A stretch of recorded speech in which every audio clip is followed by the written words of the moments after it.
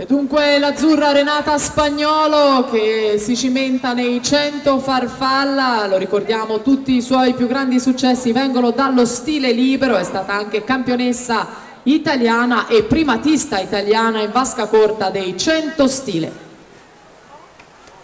Spagnolo subito al comando, in qualificazione ha nuotato 1.02.43, è stata lei la più veloce, vira in testa a metà gara 28.66, Barcellona attenzione in seconda posizione 29.36, poi la Querci 29.46.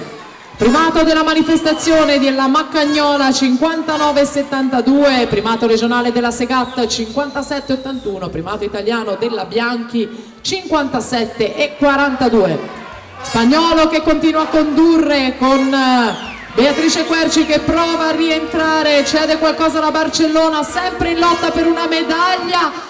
Al finale il tocco di Renata Spagnolo 1.02.31, Beatrice Querci 1.02.46 e per 2 centesimi è terza Carlotta Meoli 1.03.91, rimane fuori dal podio la Barcellona vicinissima 1.03.93, Alice Conte per la quinta posizione, poi Giordana Gava. Da pronostico allora la vittoria a Renata Fabiola Spagnolo, Fiamme Azzurre.